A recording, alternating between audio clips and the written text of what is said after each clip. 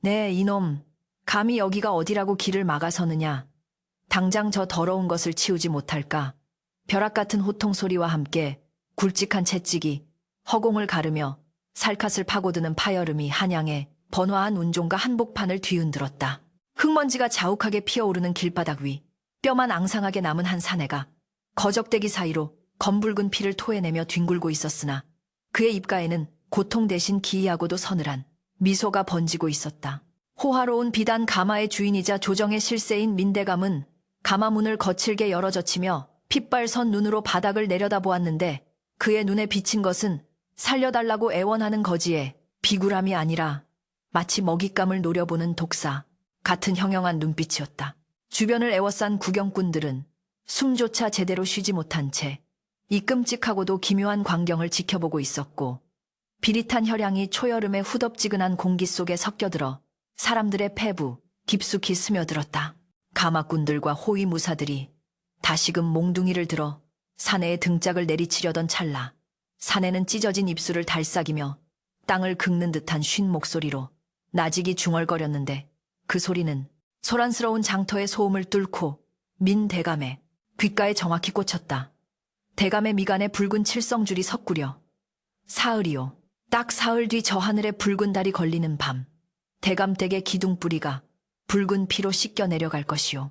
사내의 목소리는 저주라기보다는 차라리 확신에 찬 예언에 가까웠으며 그 순간 민대감은 한낮의 더위 속에서도 등골을 타고 오르는 섬뜩한 한기를 느꼈다. 그는 평생 수많은 정적을 제거하고 권좌에 오르며 산전수전을 다 겪은 인물이었으나 눈앞에 이 하찮은 거린이 내뱉는 말 한마디가 마치 날카로운 비수처럼 자신의 심장을 겨누고 있다는 알 수 없는 공포감에 사로잡혔다. 민대감은 떨리는 손을 감추려 부채를 꽉 쥐며 호위 무사들에게 손짓하여 매질을 멈추게 했다. 내 놈이 지금 제정신으로 짓거리는 것이냐. 감히 네 안전이라고 그따위 흉측한 망발을 입에 담는단 말이냐.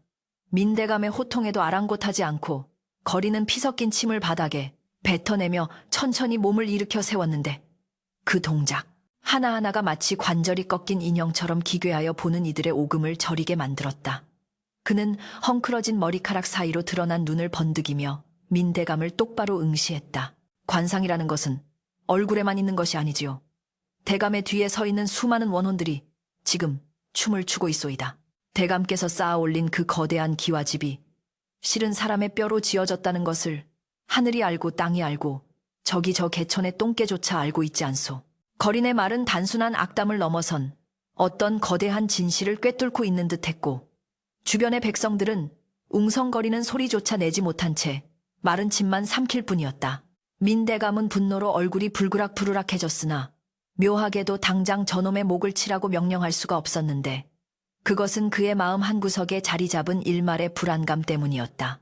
그는 최근 조정에서 일어나는 은밀한 권력 암투와 자신의 가문을 둘러싼 흉흉한 소문들로 인해 밤잠을 설치고 있었고 며칠 전 꿈에서 본 핏빛 강물과 거린의 예언이 겹쳐지면서 불길한 예감이 현실로 다가오는 듯한 착각에 빠졌다.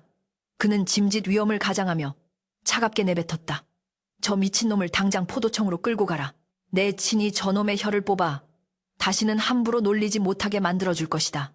호위 무사들이 거칠게 거린을 포박하여 끌고 가기 시작했으나 거린은 끌려가는 와중에도 고개를 돌려 민대감을 바라보며 낄낄거리는 웃음소리를 흘렸다. 그 웃음소리는 장터에 먼지 섞인 바람을 타고 오래도록 민대감의 귓가에 맴돌았다. 소동이 가라앉은 뒤 다시 움직이기 시작한 행렬 속에서 민대감은 좀처럼 진정되지 않는 가슴을 쓸어내리며 가마 안에 비단 방석에 몸을 기댔다. 방금 전까지 자신의 권위를 과시하며 호기롭게 행차하던 길이었으나 이제는 가마 밖에서 들려오는 백성들의 수군거림이 모두 자신을 비웃고 저주하는 소리처럼 들려 견딜 수가 없었다. 그는 자신이 이 나라 조선에서 왕 다음 가는 권력자라는 사실을 되새기며 스스로를 위로하려 했지만 거린의 눈동자에 담겨있던 그 깊고 어두운 심연은 잊혀지지가 않았다. 사흘 뒤 붉은 달이라니 미친놈의 헛소리일 뿐이다. 그는 애써 고개를 저으며 생각을 떨쳐내려 했지만 마음속 깊은 곳에서는 이미 의심의 싹이 트고 있었다. 과연 그 거리는 누구이며 어찌하여 자신의 운명을 그토록 단정지어 말할 수 있었단 말인가. 혹여 정적들이 자신을 음해하기 위해 보낸 첩자는 아닐까 하는 의구심마저 들었다. 저택에 도착한 민대감은 대문을 들어서자마자 느껴지는 집안의 분위기가 평소와 다르다는 것을 직감적으로 알아차렸다. 소슬대문 안으로 펼쳐진 99칸의 저택은 언제나처럼 웅장하고 화려했으나 하인들의 움직임은 어딘가 부산스럽고 겁에 질려 있었으며 마당을 쓸고 있는 빗자루 소리조차 조심스러웠다. 사랑채 마루에 올라선 민 대감에게 집사가 황급히 달려와 엎드리며 고했다. 대감마님, 큰일 났습니다. 안채에서 사단이 났사옵니다. 민 대감은 덜컥 내려앉는 가슴을 부여잡고 급히 안채로 발걸음을 옮겼다. 안채마당에는 이미 의원들이 분주하게 오가고 있었고 안방에서는 며느리의 찢어지는 듯한 울음소리가 흘러나오고 있었다. 민 대감은 떨리는 손으로 방문을 열어 젖혔다.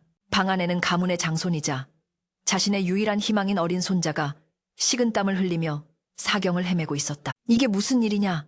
아까 나갈 때만 해도 멀쩡하던 아이가 어찌하여 이 지경이 되었단 말이냐? 민 대감이 고함을 치자 곁에 있던 늙은 의원이 머리를 조아리며 떨리는 목소리로 대답했다. 소인도 도무지 알 수가 없사옵니다. 맥이 잡히지 않을 정도로 약하고 몸은 불덩이 같은데 손발은 얼음장처럼 차갑습니다. 이것은 마치 사기가 온몸을 휘감고 있는 듯한 형국이옵니다. 의원의 말에 민대감은 아까 장터에서 만난 거린의 예언을 떠올리지 않을 수 없었다. 피로 씻길 것이다. 그 불길한 말이 현실이 되어 자신의 가장 소중한 핏줄을 옥죄어 오고 있는 것인가. 민대감은 분노와 공포가 뒤섞인 눈으로 허공을 노려보며 주먹을 꽉 쥐었다. 손톱이 손바닥을 파고들어 피가 배어 나왔지만 그는 고통을 느끼지 못했다. 밤이 깊어지자 저택을 감싸고 있는 어둠은 더욱 짙어졌고 어디선가 불어오는 바람 소리가 마치 귀신의 울음소리처럼 들려와 집안 사람들의 잠을 설치게 만들었다. 민대감은 사랑채에 홀로 앉아 술잔을 기울이며 옥에 갇힌 거린을 생각했다. 그자가 단순한 미치광이가 아님은 이제 분명해졌다. 그는 자신의 운명을 꿰뚫어 보았을 뿐만 아니라 어쩌면 이 모든 사단을 일으킨 장본인일지도 모른다는 생각이 뇌리를 스쳤다.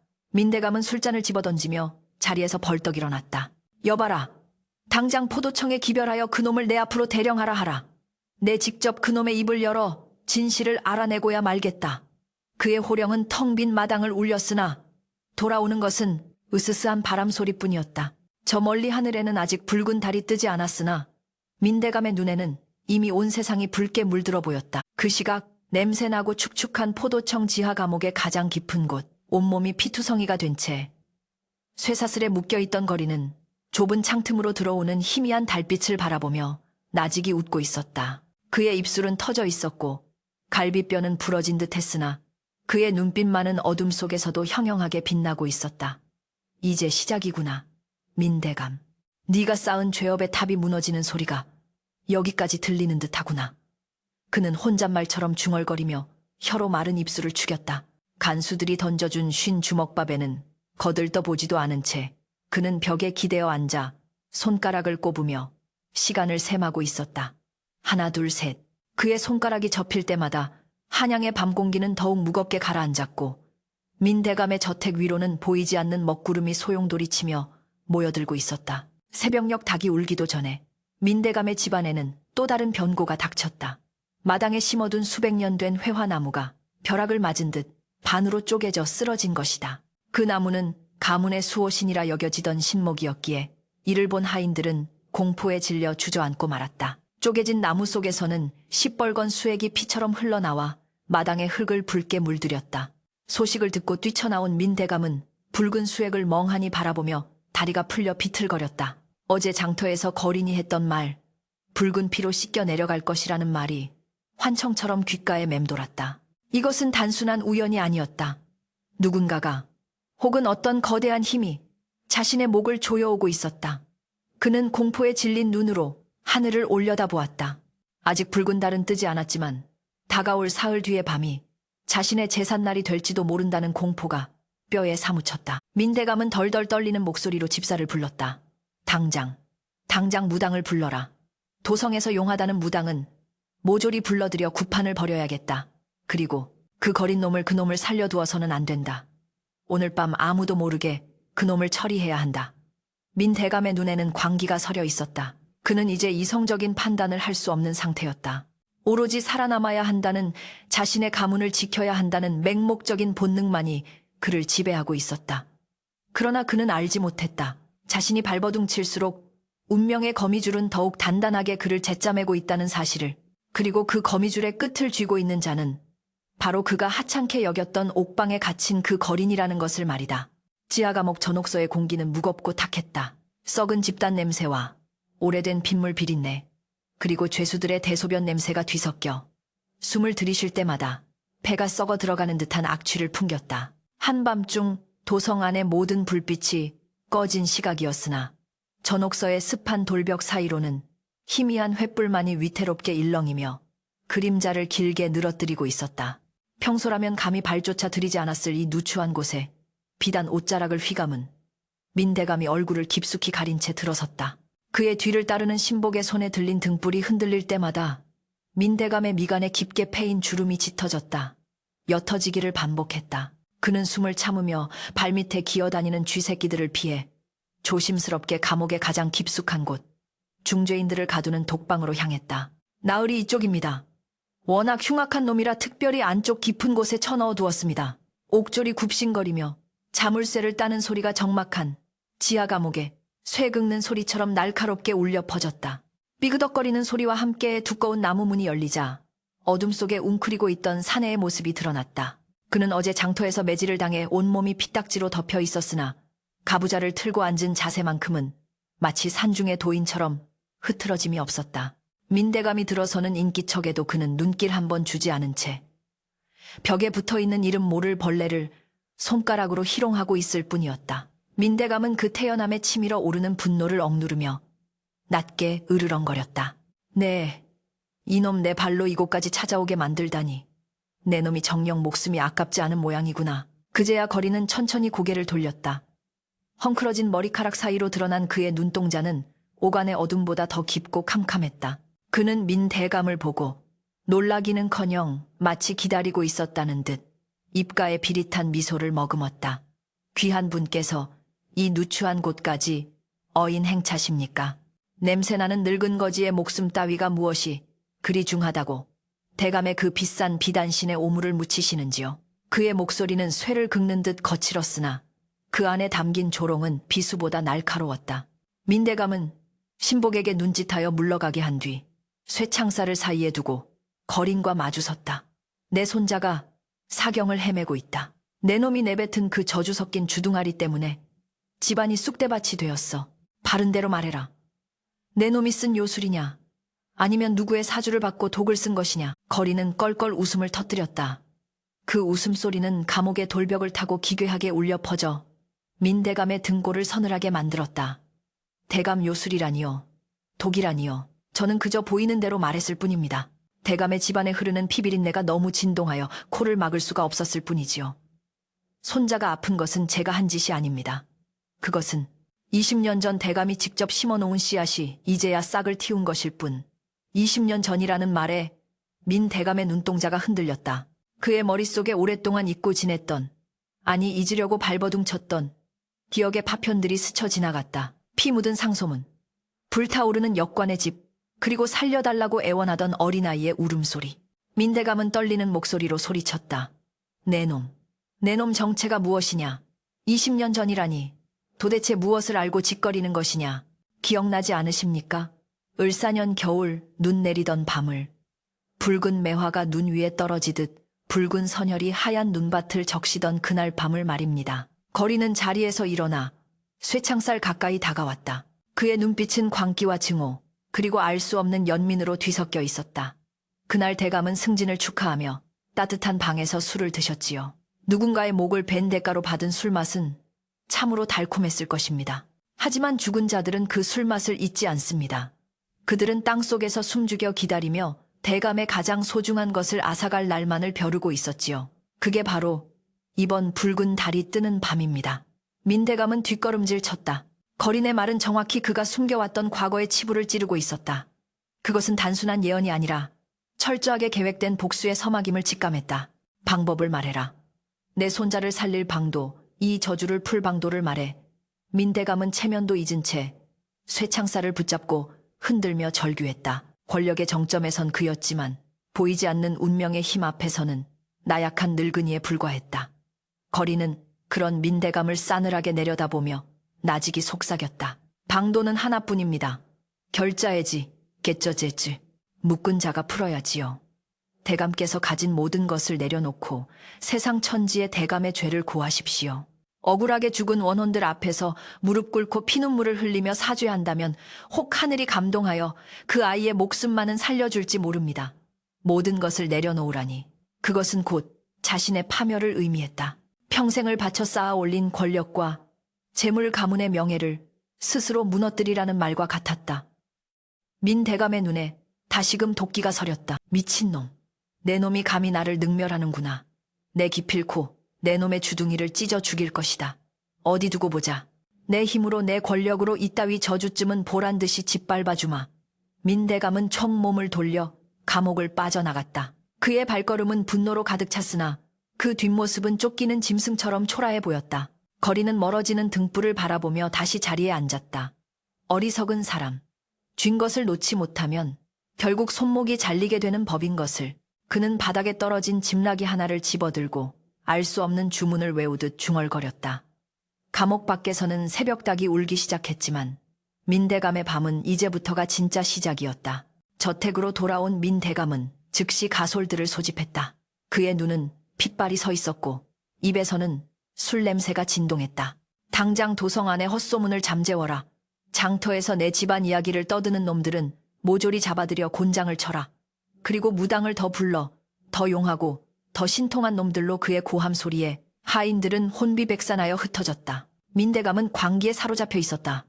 그는 재물을 풀어 관아의 관리들을 매수하고 소문의 근원지를 찾아내 닥치는 대로 입을 막으려 했다. 하지만 그의 이러한 과잉 대응은 오히려 역효과를 불러왔다. 민대감이 왜 저리 난리에 찔리는 게 있으니 저러는 거 아니겠어. 들리는 소문에는 역모를 꾀하다가 들통날까봐 저런다던데 백성들의 입소문은 바람을 타고 걷잡을 수 없이 퍼져나갔고 살은 붓고 뼈가 더해져 민대감은 순식간에 역적의 혐의까지 뒤집었을 위기에 처했다. 한편 민대감의 손자는 차도가 없었다. 전국의 명의란 명의는 다 불러보았으나 아이의 고열은 내릴 줄 몰랐고 헛소리는 더욱 심해졌다. 할아버님, 무서워요. 붉은 옷을 입은 사람들이, 목이 없는 사람들이 자꾸만 문을 두드려요. 아이의 헛소리를 들은 며느리는 실신했고 민대감의 아들 또한 공포에 질려 아무것도 하지 못한 채 술독에 빠져 지냈다.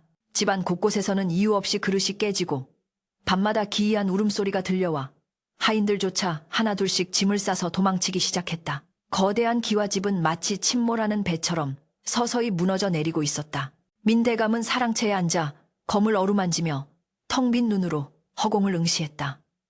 내가 쌓은 것이 고작 이런 것이었나. 다시 전옥서. 옥졸들은 이제 거린을 함부로 대하지 못했다. 거린이 옥에 갇힌 첫날 밤 그를 괴롭혔던 간수장이 갑자기 급사를 맞아 피를 토하고 쓰러진 사건이 발생했기 때문이다. 거린은 옥 안에서도 밖의 일을 훤히 꿰뚫고 있는 듯했다. 김서방, 자네 노모의 다리가 쑤시는 것은 비가 올 징조가 아니라 마루 밑에 묻어둔 항아리가 깨져서 그런 것이네. 가서 확인해보게. 거린의 툭 던진 말에 반신반의하며 집에 다녀온 옥졸은 사색이 되어 돌아와 거린 앞에 무릎을 꿇었다. 도사님, 정말입니다. 마루 밑을 파보니 깨진 항아리 조각에 뱀이 또아리를 틀고 있었습니다. 이 소문은 순식간에 전옥서 전체로 퍼졌고 죄수들과 옥졸들은 거린을 살아있는 부처 혹은 신내림 받은 무당이라 부르며 그가 먹을 음식과 물을 몰래 가져다 바치기 시작했다. 거린은 옥졸들이 가져다 준 닭백숙을 천천히 뜯으며 미소를 지었다. 그는 갇혀 있었으나 실상은 이 감옥의 주인이 되어가고 있었다. 그는 옥졸들을 통해 바깥 세상의 동태를 낱낱이 전해들었다. 민대감이 얼마나 발광하고 있는지, 민심이 얼마나 흉흉한지, 그리고 조정의 움직임이 심상치 않다는 것까지 때가 되었다. 거리는 닭뼈를 바닥에 내려놓으며 중얼거렸다. 그는 자신의 옷깃 속 깊은 곳에서 낡고 해진 비단 주머니 하나를 꺼내 들었다. 그 안에는 오래된 옥패 하나가 들어있었다. 왕실의 문양이 새겨진 결코 천한 신분의 사람이 지녀서는 안 될 물건이었다. 그는 옥패를 어루만지며 눈을 감았다. 20년 전의 그날 밤 화염 속에 사라진 아버지와 어머니, 그리고 누이의 얼굴이 떠올랐다. 민대감, 이제 당신의 목을 조일 마지막 밧줄을 던질 차례요. 거리는 지나가는 옥조를 조용히 불렀다. 여보게, 내가 자네에게 큰 공을 세울 기회를 주지. 이 서찰을 사원부 대사원 영감댁 대문 앞에 몰래 놓고 오게. 누구에게도 들켜서는 안 되네. 옥졸은 거린의 신통력을 믿었기에, 그리고 그가 쥐어준 금덩이의 유혹에 못 이겨 고개를 끄덕였다. 거린은 서찰을 건네며 차가운 미소를 지었다. 그 서찰 안에는 민대감이 과거에 저지른 부정부패와 역모를 암시하는 조작된, 그러나 너무나도 그럴듯한 증거들이 적혀 있었다. 그리고 결정적으로 사흘 뒤 열릴 연회에서 민대감이 왕을 시해하려 한다는 거짓 밀고가 포함되어 있었다. 하늘에는 초승달이 날카롭게 빛나고 있었다. 사흘이라는 시간은 화살처럼 빠르게 지나가고 있었고, 붉은 달이 뜨는 밤은 시시각각 다가오고 있었다. 민대감은 자신의 파멸을 막기 위해 발버둥치고 있었지만, 그 발버둥이 오히려 자신을 더욱 깊은 수렁으로 밀어넣고 있음을 깨닫지 못했다. 거리는 감옥의 차가운 바닥에 누워 천장의 쥐구멍을 바라보며 나직이 노래를 흥얼거렸다. 그것은 20년 전 그의 가문이 몰락하던 날 불렸던 슬픈 만가 완거였다. 꽃이 지니 열매 맺고 열매 떨어지니 다시 씨앗 되네. 흥한 자 망하고 망한 자 다시 흥하리라. 그의 노랫소리는 전옥서의 밤 공기를 타고 음산하게 흘러나갔다. 다음 날 아침 조정은 발칵 뒤집혔다. 사원부 대사원이 긴급히 입궐하여 왕에게 상소를 올렸기 때문이다. 전하민대감의 집터에서 왕기를 상징하는 물건들이 나오고 그가 사병을 모아 역모를 꾀한다는 흉흉한 소문이 도성 내에 파다하옵니다. 이를 철저히 조사하여 국법의 엄중함을 보이셔야 하옵니다. 왕의 얼굴은 분노로 일그러졌다. 민대감은 왕의 총애를 받던 신하였으나 권력은 나눌 수 없는 법. 왕은 최근 민대감의 세도가 너무 커지는 것을 경계하던 차였다. 때마침 터져나온 이 의혹들은 왕에게 민대감을 쳐낼 완벽한 명분을 제공했다. 왕은 즉시 금군 별장을 불렀다. 내일 밤 붉은 달이 뜬다는 그 시각에 민대감의 집을 급습하여 낱낱이 수색하라. 반역의 증거가 나온다면 지위 고하를 막론하고 즉시 추포하라. 민대감의 집에서는 마지막 발악이 시작되었다. 그는 불안을 잠재우고 건재함을 과시하기 위해 내일 밤 도성 내의 고관 대작들을 초청하여 전례 없는 성대하고 사치스러운 연회를 열기로 계획했다. 이것이 자신의 목을 조르는 밧줄이 될 줄은 꿈에도 모른 채 그는 창고에 쌓인 금괴를 꺼내고 전국 각지에서 기생과 악공들을 불러들였다. 보아라, 나는 건재하다. 그깟 거지놈의 저주 따위는 이 화려한 연회빛에 묻혀 사라질 것이다.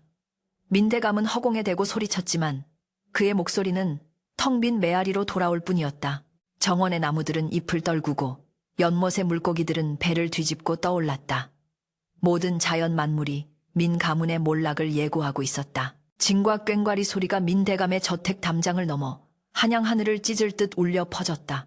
구판이었다. 그것도 조선 팔도에서 내로라 하는 큰 무당들을 모조리 불러들여 버리는 전례 없이 거대하고 요란한 구판이었다.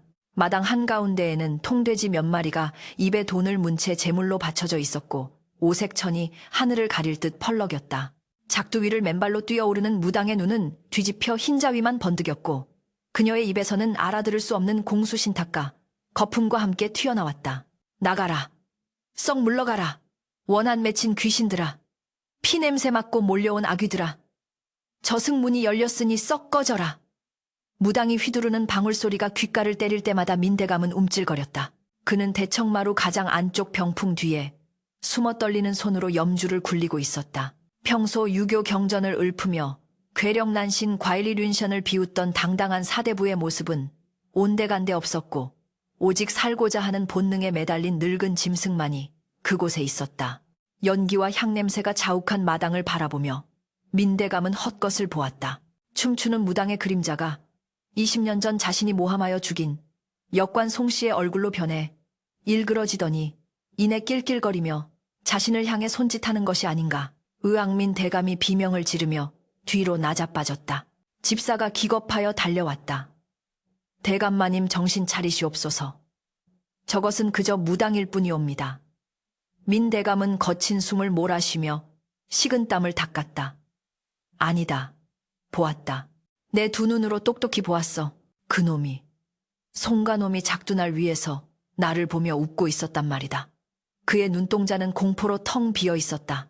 수천 금을 들여 구슬해도 마음의 지옥불은 꺼지지 않았고 오히려 그 요란한 소음이 자신의 죄의식을 더욱 날카롭게 긁어대고 있었다. 저작거리 백성들은 담장 너머로 들려오는 굿소리에 혀를 찼다. 민대감이 드디어 미쳤구나. 제 집구석 망하는 꼴을 저리 요란하게 알리다니. 같은 시각 전옥서의 깊은 어둠 속에서 거리는 벽에 기대어 앉아 눈을 감고 있었다. 밖에서 들려오는 희미한 굿소리가 바람을 타고 감옥 안까지 스며들었다. 그는 입가에 씁쓸한 미소를 지었다. 어리석은 자, 귀신은 굿으로 쫓는 것이 아니라 마음으로 씻어내는 것임을 어찌 모르는가. 그의 앞에는 이제 간수장이 직접 가져다준 정갈한 술상이 놓여 있었다. 옥졸들은 그를 두려워하면서도 경외했다. 거리는 술잔을 들어 올리며 허공에 건배했다. 아버지 어머니 들리십니까? 원수의 집안이 무너지는 소리가 저 꽹과리 소리보다 더 크게 울려 퍼지고 있습니다. 그의 눈에서 뜨거운 눈물 한 방울이 흘러내려 볼의 흉터를 타고 흘러갔다. 그의 진짜 이름은 송인, 송렌.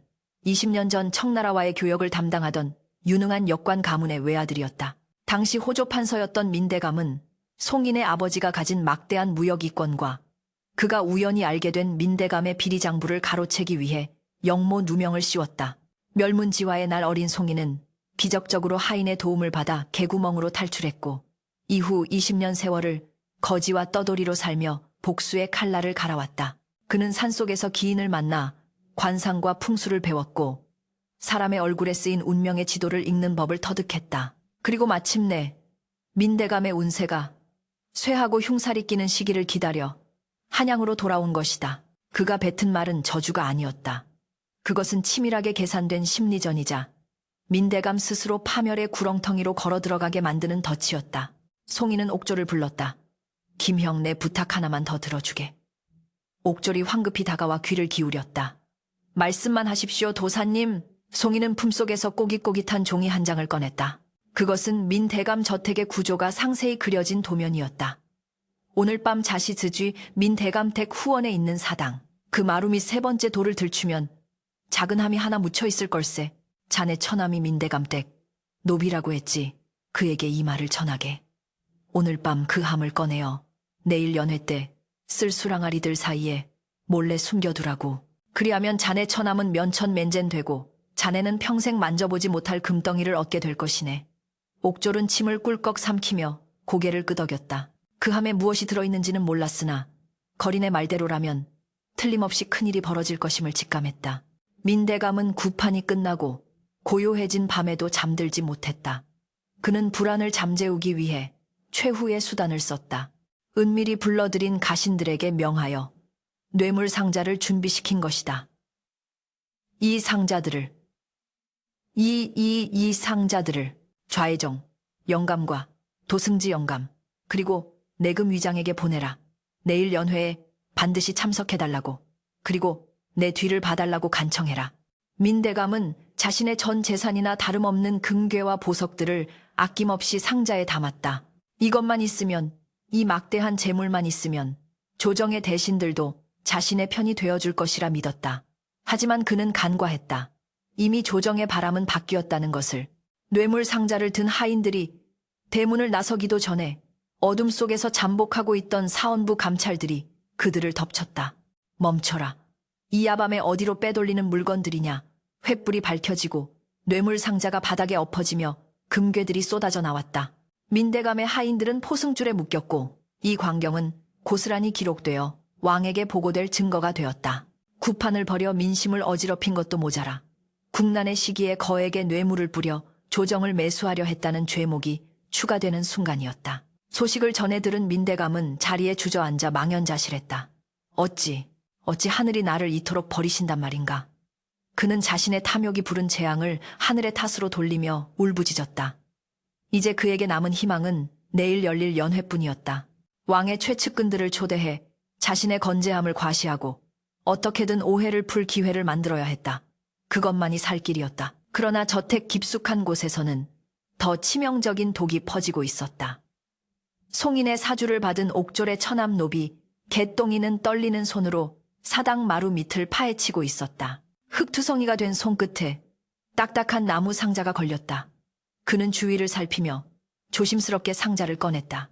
칠흑 같은 어둠 속에서 상자를 열어보니 그 안에는 붉은 비단에 쌓인 옥새 윗사가 들어있었다. 왕만이 가질 수 있는 국왕의 도장이었다. 개똥이는 너무 놀라 하마터면 소리를 지를 뻔했다. 이것이 왜 여기 묻혀 있는가?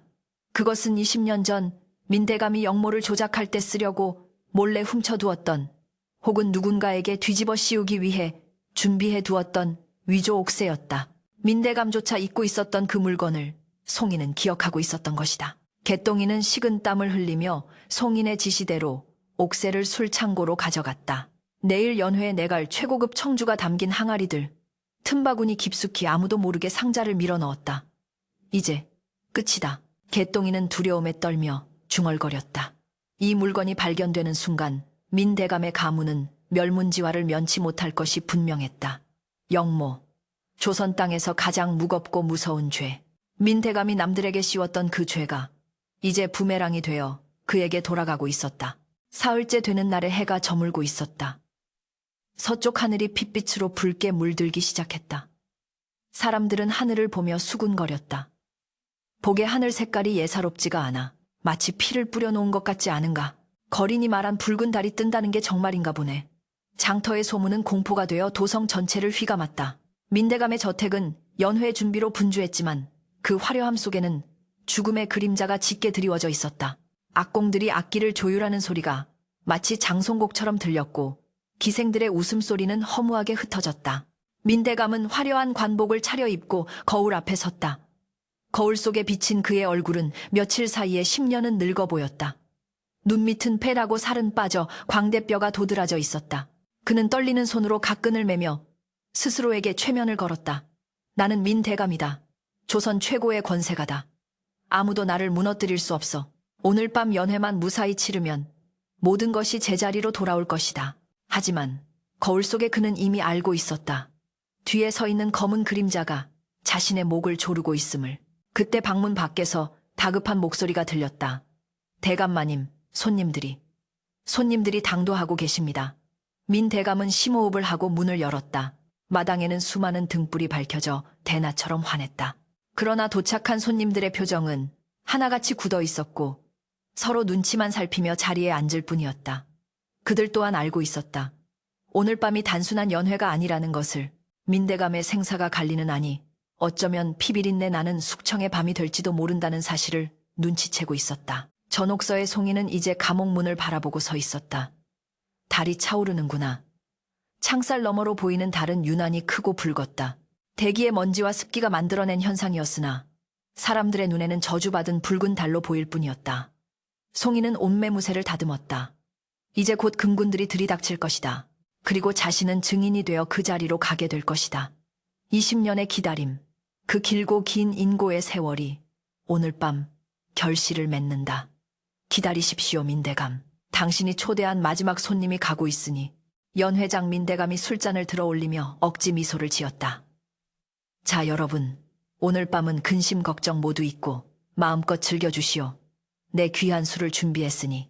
그가 술잔을 입에 가져가는 순간 대문이 쾅 하고 열리며 갑옷을 입은 무사들이 들이닥쳤다. 금군이었다. 그들의 손에는 서슬퍼런 칼이 들려 있었고 그 뒤로 차가운 표정의 내금 위장이 걸어 들어왔다. 연회장은 순식간에 아수라장이 되었다. 악공들은 악기를 떨어뜨렸고 기생들은 비명을 질렀다. 민대감의 손에서 술잔이 미끄러져 바닥에 떨어졌다. 쨍그랑 깨진 조각 위로 붉은 술이 피처럼 흘러내렸다. 민대감 왕명이요. 내금 위장의 목소리가 연회장을 쩌렁쩌렁 울렸다. 영모의 혐의가 있어 저택을 수색하겠소. 저항하는 자는 즉시 베어도 좋다는 전하의 허락이 계셨소. 민대감은 사색이 되어 소리쳤다. 이게 무슨 행패란 말이오. 영모라니. 누구의 모함이오.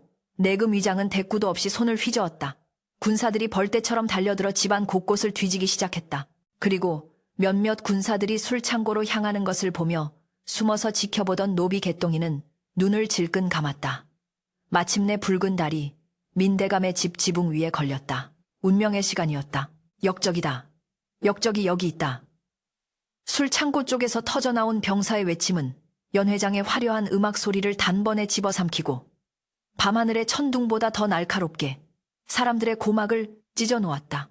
그 순간 흐드러지게 피어있던 기생들의 웃음꽃은 비명으로 바뀌었고 젓가락을 들고 있던 고관대작들의 손은 사시나무 떨듯 떨렸다.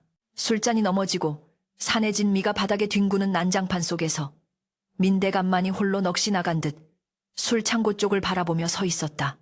그의 등 뒤로 식은땀이 비오듯 쏟아져 내렸고 심장은 갈비뼈를 부수고 나올 듯이 요동쳤다. 금군 병사 하나가 먼지투성이에 낡은 나무 상자 하나를 높이 쳐들고 내금 위장 앞으로 달려나왔다.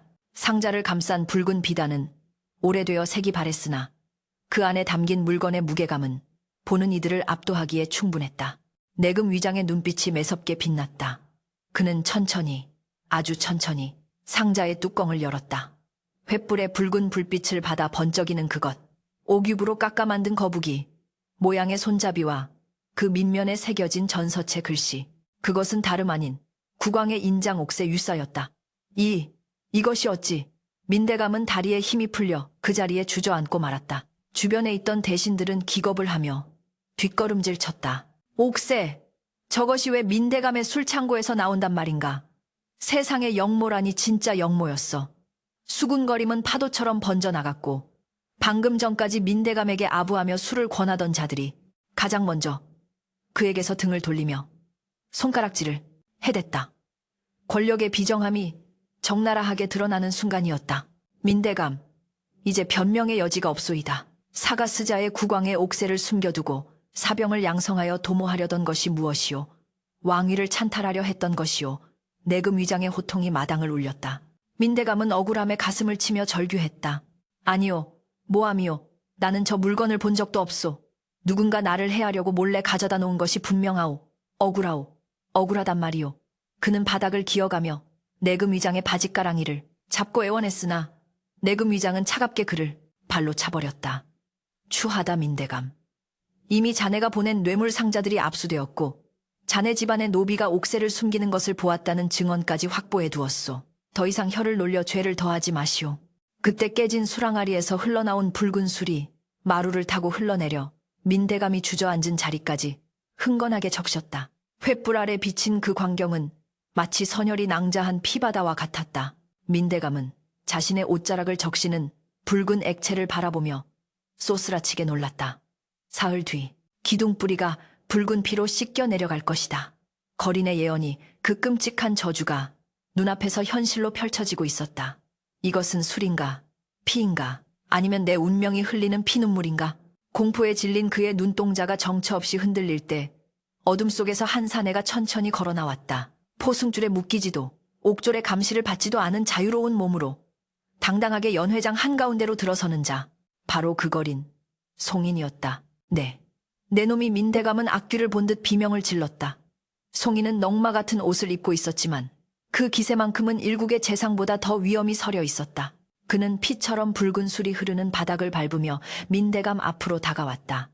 그의 눈은 깊은 슬픔과 불타는 분노가 기묘하게 뒤섞여 민대감을 꿰뚫어 보고 있었다. 오랜만입니다, 민대감. 아니, 이제는 역적민 씨라고 불러야겠군요. 제가 말하지 않았습니까? 관상은 얼굴에만 있는 것이 아니라고. 당신이 지은 죄업이 당신의 얼굴을 갉아먹고 당신의 집안을 삼킬 것이라고 말입니다. 송인의 목소리는 낮았으나 좌중을 압도하는 힘이 있었다.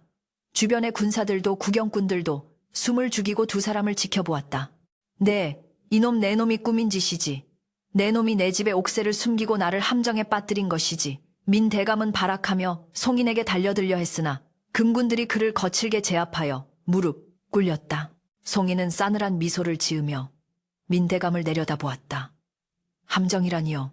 당치 않습니다. 그 옥새는 20년 전 당신이 내 아버지 역관 송영감의 서재에 몰래 숨겨두려 했던 바로 그 물건이 아닙니까? 그때 당신은 내 아버지를 역적으로 몰아 죽이고 그 재산을 가로채려 했지요. 하지만 하늘이 도우셨는지 그날 밤 당신의 하인이 실수로 옥새를 챙기지 못하고 도망쳤고 그것을 제가 잿더미 속에서 찾아내어 지금까지 간직해왔던 것입니다. 이것은 당신이 20년 전에 쏘아 올린 화살이 지구를 한 바퀴 돌아 다시 당신의 심장에 꽂힌 것일 뿐입니다.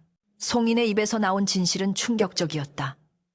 20년 전의 멸문지화, 한양 바닥을 떠들썩하게 했던 그 사건의 진범이 민대감이었다니. 연회장에 있던 사람들은 경악을 금치 못했다. 민대감의 얼굴은 흑빛으로 변했다. 너, 내 놈이 송가의 자식, 그 살아남은 핏덩이였단 말이냐. 그는 믿을 수 없다는 듯 고개를 저었다. 죽은 줄만 알았던 짐승밥이 되었을 거라 생각했던 그 아이가 살아서 자신의 목에 칼을 겨누고 있었다. 송이는 눈시울을 붉히며 소리쳤다. 그렇다, 내가 바로 내 놈의 탐욕 때문에 부모를 잃고 누이를 잃고 짐승처럼 살아온 송인이다. 내 20년을 하루같이 이날만을 기다려왔다. 네가 가장 높은 곳에 있을 때 가장 처참하게 바닥으로 떨어지는 꼴을 보기 위해서. 내금 위장은 송인의 말을 묵묵히 듣고 있다가 고개를 끄덕였다. 이미 전하께서도 이자의 탄원서를 읽으시고 재조사를 명하셨소. 20년 전 사건의 진실 또한 낱낱이 밝혀질 것이요. 여봐라, 대역죄인 민씨와 그 일족을 모조리 포박하여 의금부로 압송하라. 한 놈도 남김없이 잡아들여야 한다. 내금 위장의 호령이 떨어지자마자 저태가는 아비규환의 지옥도가 되었다. 안채에서는 부녀자들의 비명소리가 터져나왔고 사랑채에서는 도망치려던 아들과 손자들이 줄줄이 끌려 나왔다. 민대감의 며느리는 아이를 안고 울부짖었으나 군사들은 매정하게 아이를 떼어냈다. 안 돼. 내 손자는 건드리지 마라. 아이는 죄가 없다. 민대감은 피를 토하듯 절규하며 몸부림쳤다. 그러나 송이는 차갑게 대꾸했다. 죄가 없다라. 내 5살 배기 누이는 무슨 죄가 있어? 당신 칼에 죽었습니까? 내 어머니는 무슨 죄가 있어? 불타는 집 속에서 비명조차 지르지 못하고 돌아가셨습니까? 이것은 업보입니다. 당신이 뿌린 씨앗을 당신의 자손들이 거두는 것입니다. 송인의 말은 잔인했지만 그 속에는 피 맺힌 한이 서려 있어 아무도 그를 비난할 수 없었다. 민대감은 넋이 나간 사람처럼 웃다 울다를 반복했다. 내가 졌다. 하늘이시여, 어찌하여 나에게 이런 시련을. 그는 결국 실성한 듯 괴성을 지르며 바닥에 머리를 부쉈다. 포승줄에 굴비처럼 엮인 민씨 일가가 끌려나가는 모습은 처참했다. 화려했던 비단 옷은 찢어지고 더러워졌으며 거만했던 얼굴들은 공포와 절망으로 일그러져 있었다. 연회에 초대되었던 손님들은 자신들에게 불똥이 튈까 두려워 옷소매로 얼굴을 가리고 쥐새끼처럼 도망치기 바빴다. 북적이던 연회장은 순식간에 폐허처럼 변했다. 깨진 그릇 조각, 엎러진 술상, 찢어진 병풍들이 나뒹구는 마당에는 오직 붉은 달빛만이 스산하게 비치고 있었다. 그 붉은 빛은 바닥에 흥건한 술과 섞여 마치 저택 전체가 피를 토해낸 듯한 착각을 불러일으켰다. 모두가 떠나고 고요해진 저택에 송이는 홀로 남았다. 그는 텅 빈 마루에 걸터앉아 하늘을 올려다보았다. 붉은 달이 구름 사이로 서서히 모습을 감추고 있었다. 그의 복수는 완성되었다. 원수는 파멸했고 부모님의 원한은 풀렸다. 하지만 그의 가슴 속에 남은 것은 통쾌함보다는 알 수 없는 허무함이었다. 아버지, 보셨습니까? 저 거대한 기와집이 모래성처럼 무너지는 것을, 권력이라는 것이 얼마나 덧없는 것인지를. 그는 품속에서 낡은 집신 한 짝을 꺼내어 어루만졌다. 도망치던 날 밤 어머니가 신겨주었던 마지막 유품이었다. 그때 등 뒤에서 인기척이 느껴졌다. 내금 위장이었다. 그는 송인에게 다가와 정중하게 말했다. 자네의 공이 크네. 전하께서 자네를 부르시네. 억울하게 몰락한 가문의 명예를 회복시켜 주시고 벼슬을 내리시겠다는 뜻을 비치셨네. 이것은 송인이 다시 양반의 신분을 되찾고 부귀영화를 누릴 수 있는 기회였다. 그러나 송인은 고개를 저으며 씁쓸하게 웃었다. 벼슬이라니요. 저는 이미 죽은 사람입니다. 송인이라는 이름은 20년 전에 불타 없어졌지요. 저는 그저 떠도는 거지일 뿐입니다. 권력의 맛을 보면 저 또한 언젠가 민대감처럼 괴물이 될지 누가 알겠습니까? 허면 어디로 갈 셈인가? 내금 위장의 물음에 송이는 자리에서 일어나 먼지를 털어냈다. 바람이 부는 대로, 구름이 흐르는 대로 가겠지요. 세상 천지가 제 집이고 저잣거리의 백성들이 제 벗이니 외롭지는 않을 것입니다.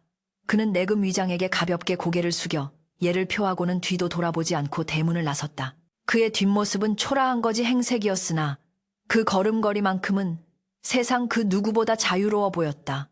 대문 밖에는 소문을 듣고 몰려온 백성들이 구름대처럼 모여 있었다. 그들은 끌려가는 민대감 일행에게 돌을 던지며 욕설을 퍼붓다가도 송인이 나타나자 길을 터주며 경외의 눈빛을 보냈다. 보게, 저분이 그 신통한 도인이라네. 민대감의 몰락을 예언하신 분이야. 백성들의 환호 속에서도 송이는 묵묵히 걸음을 옮겼다. 그의 눈은 이미 이 소란스러운 속세를 떠나 저 멀리 산 너머를 향하고 있었다. 밤바람이 차가웠다. 민대감의 저택, 그 화려했던 욕망의 탑은 텅 빈 채 어둠 속에 남겨졌다. 깨진 수랑아리에서 흘러나온 술 냄새와 지식여진 꽃향기가 뒤섞여 기묘한 냄새를 풍겼다. 사흘 전 붉은 피로 씻길 것이다라고 했던 그 말은 끔찍할 정도로 정확하게 지켜졌다. 그날 밤 도성의 사람들은 늦도록 잠들지 못하고 민씨 가문의 몰락과 인과응보의 무서움에 대해 이야기했다. 그리고 그 이야기의 끝에는 항상 기이한 미소를 지닌 한 거린의 전설이 덧붙여졌다. 다음 날 아침 의금부 앞마당에서는 민대감과 그의 신복들에 대한 국문이 시작되었다. 뼈가 부러지고 살이 터지는 고문 속에서도 민대감은 송인의 이름을 저주하며 울부짖었지만 이미 돌이킬 수 없는 일이었다. 그의 죄목은 반역 뇌물수수, 살인교사 등 이루 헤아릴 수 없이 많았다. 왕은 대노하여 민대감에게 사약을 내리고 그 일족을 관노로 삼거나 변방으로 유배 보내라는 엄명을 내렸다. 한때 조선을 호령하던 세도가의 비참한 최후였다. 송이는 도성문을 빠져나와 흙길을 걷고 있었다. 멀리서 들려오는 새벽 종소리가 그의 발걸음을 재촉했다. 그는 잠시 멈춰서서 뒤를 돌아보았다. 연기 자욱한 한양 도성이 한눈에 들어왔다. 그곳에는 욕망과 배신, 그리고 슬픔이 뒤엉켜 있었다. 그는 지팡이로 땅을 툭 치며 노래를 흥얼거렸다. 후기영화 일장춘몽이요 권불 10년 화무 11홍이라 빈손으로 왔다가 빈손으로 가니 이 안이 즐거운가. 그의 노랫소리는 맑은 아침 공기 속으로 흩어졌다. 이제 그에게 남은 것은 아무것도 없었지만 동시에 모든 것을 가진 듯 마음이 가벼웠다. 그는 다시 지팡이를 짚고 끝이 보이지 않는 길을 향해 걸어갔다. 세월은 유수료쇠와 같아 한양 도성을 뒤흔들었던 붉은 달의 밤도 어느덧 5해라는 시간의 강물 너머로 흘러갔다. 그토록 위세등등했던 민대감의 99칸 저택은 이제 흉가흉자가 되어 잡초만 무성하게 우거져 있었다. 밤이면 귀신이 운다는 소문에 인적조차 끊긴 그곳은 화려했던 단청이 벗겨지고 기와가 무너져 내린 채 권력의 무상함을 웅변하는 거대한 무덤처럼 서 있었다. 한때 대문 앞이 문전성시를 이루며 뇌물짐이 끊이지 않았던 곳이었으나 이제는 들고양이들만이 제 집처럼 드나들며 쥐를 쫓을 뿐이었다. 사람들은 그 앞을 지날 때면 옷깃을 여미고 침을 뱉으며 말했다. 보게 저것이 바로 천심을 거스른 자의 말로일세. 기둥뿌리가 피로 씻긴다는 말이 허언이 아니었어. 민대감의 일족은 뿔뿔이 흩어져 관노가 되거나 변방의 척박한 땅에서 비참한 생을 이어가고 있다는 소문만이 바람결에 들려올 뿐이었다. 반면 도성에서 수백 리 떨어진 지리산 자락의 한 깊은 골짜기에는 평화로운 기운이 감돌고 있었다. 깎아지른 절벽 아래 맑은 계곡물이 흐르는 곳에 자그마한 초가집 한 채가 그림처럼 앉아 있었다. 그 집 마당에는 이름 모를 약초들이 채반에 널려 향긋한 내음을 풍기고 있었고 처마 밑에는 곶감이 주렁주렁 매달려 가을 햇살을 머금고 있었다. 그 평상에 앉아 약재를 다듬고 있는 백발의 노인. 그가 바로 5년 전 한양을 떠난 송인이었다. 이제 그의 얼굴에서는 과거의 그 서늘했던 도끼와 살기 사치는 찾아볼 수 없었다. 대신 세월의 주름 사이로 깊고 온화한 강물이 흐르는 듯한 편안함만이 자리 잡고 있었다. 그는 더 이상 복수를 꿈꾸는 거린도 억울하게 멸문당한 역관의 아들도 아니었다. 그저 산 아랫마을 사람들에게 송영감이라 불리는 마음씨 좋은 약방 늙은이일 뿐이었다. 어르신 송, 어르신 계십니까? 살인문 밖에서 헐떡거리는 소리가 들려왔다. 아랫마을에 사는 나무꾼 박서방이었다. 그는 등에 업힌 어린 아들을 내려놓으며 다급하게 외쳤다. 아이고 어르신, 제 아들놈이 산에서 톳나무를 잘못 건드렸는지 온몸이 퉁퉁 붓고 숨을 못 쉽니다요. 제발 좀 살려주십시오. 송이는 하던 일손을 멈추고 천천히 일어나 아이에게 다가갔다. 그의 손길은 깃털처럼 가벼우면서도 거침이 없었다. 아이의 맥을 짚고 눈동자를 살핀 그는 빙그레 웃으며 박서방의 어깨를 토닥였다. 너무 걱정 말게. 독이 깊지 않으니 금방 가라앉을 걸세. 그는 뒤뜰 장독대에서 검은 탕약 한 사발을 떠와 아이에게 먹이고 미리 지식여둔 약초를 환부에 발라주었다. 신기하게도 아이의 거친 숨소리가 잦아들고 붉은 반점이 서서히 옅어지기 시작했다. 박서방은 연신 머리를 조아리며 눈물을 글썽였다. 감사합니다. 정말 감사합니다, 어르신. 이 은혜를 어찌 갚아야 할지. 그는 품에서 꼬깃꼬깃한 엽전 몇 뼘과 산토끼 한 마리를 꺼내놓으려 했다. 송이는 손사래를 치며 그것을 다시 박서방의 품에 밀어넣었다. 됐네, 이 사람아. 토끼는 아이 몸보신이나 시켜주게. 내게 갚을 은혜가 있다면 나중에 산에서 귀한 버섯이나 보거든. 그때나 하나 따다 주시게. 박서방은 송인의 넉넉한 인심에 감동하여 몇 번이고 절을 하고는 가벼워진 발걸음으로 산을 내려갔다. 송이는 멀어지는 부자의 뒷모습을 바라보며 팻마루에 걸터 앉았다. 그의 입가에 잔잔한 미소가 번졌다. 5년 전 민대감의 일족을 파멸시켰을 때 느꼈던 그 차갑고 허무했던 승리감과는 비교할 수 없는 가슴속 깊은 곳에서 차오르는 따뜻한 충만감이었다. 해질 무렵 낯익은 손님 하나가 초가집을 찾아들었다. 그는 5년 전 전옥서의 옥졸이었던 김씨였다. 이제는 어엿한 포도청의 부장이 되어 관복을 입고 있었지만 송인 앞에서는 여전히 공손한 태도로 무릎을 꿇었다. 스승님, 그간 강령하셨습니까?